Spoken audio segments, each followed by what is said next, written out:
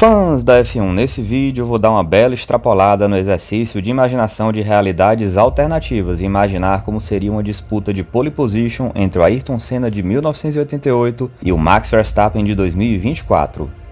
A essa extrapolada eu daria o nome de Flash Rewrite, pois esta não é exatamente uma realidade paralela, e sim um adendo temporal imaginário 2 dias depois do título do Brazuca na corrida de Suzuka em 1988.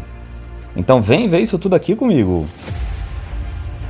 Mas antes, como de costume, te peço que se inscreva aqui no canal, dê um like no vídeo e ative as notificações.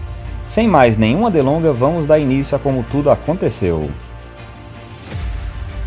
Num rompante como aquele do quinto filme do Indiana Jones, vamos imaginar que houve uma fissura no tempo e que o Senna, recém-campeão de 1988, foi parar em outubro de 2024, na corrida de Austin no Circuito das Américas, e iria fazer um time trial com Max Verstappen para ver quem iria fazer a volta mais rápida em cerca de 20 tentativas de volta. A janela de fissura de tempo que o Brazuca tinha pela frente era de apenas 2 horas. Ao se deparar com o ano de 2024 em Austin, as palavras do Brazuca foram: "Eu ainda estou achando tudo muito estranho, ainda estou desnorteado porque estou vendo tudo diferente. As pessoas me dizem que eu estou em 2024. E como eu estou vendo tudo muito diferente, eu estou achando que realmente é isso mesmo, embora seja difícil entender como isso aconteceu. E eu vim parar aqui. As coisas parecem ser muito computadorizadas hoje em dia. As pessoas usam alguns dispositivos portáteis sem fio que eu vi, que permitem que elas usem como telefone, como câmera, como gravador de voz. E ainda parece que existe um servidor virtual em que elas podem escrever textos e esses serem lidos por outras pessoas. Quase como um correio virtual. É impressionante como tudo mudou e a tecnologia evoluiu. Estou curioso para ver como isso está nos carros de Fórmula 1 de hoje em dia." Max deu início ao time trial e após as 20 tentativas conseguiu o menor tempo dele em 1 minuto 33 segundos e 998 milésimos.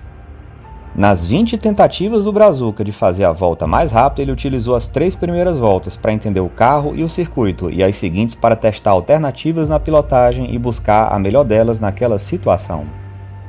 Por fim, ele foi pouco menos de 1/10 mais rápido do que o holandês e falou sobre as suas impressões daquele carro da McLaren de 2024, bem como da estratégia de pilotagem que utilizou para superar o tempo do holandês.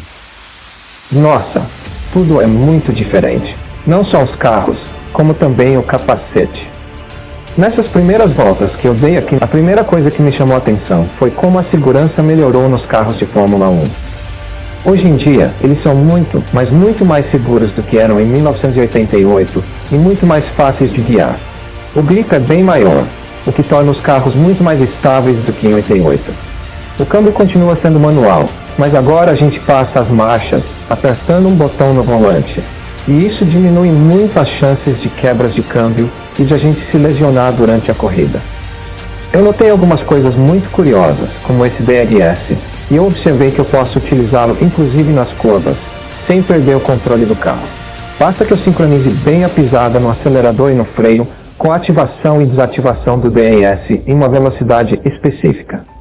Eu notei que o DRS deve ser utilizado com muito cuidado nas curvas, porque qualquer variação mínima e a sincronia entre velocidade e momento de pisada no acelerador e no freio pode fazer o carro perder grip e sair da pista. Mas é uma forma boa de conseguir performance em uma volta rápida. O Max Verstappen é muito talentoso, parece ser o melhor piloto atualmente nessa geração. Após as 2 horas da janela temporal, o Brazuca voltou a 1988 e foi para o Brasil descansar após aquela experiência e após a corrida de Suzuka de 1988. Sem a certeza de aquilo ter sido real ou um sonho da sua mente hiperdimensional, ele decidiu manter para ele aquela experiência, e apenas os fãs da nossa categoria preferida estão tendo o privilégio de ver mais uma bela história imaginária envolvendo o maior ídolo da história do Brasil, pessoal. É isso aí, meu amigo, obrigado por ter visto esse vídeo, até a próxima!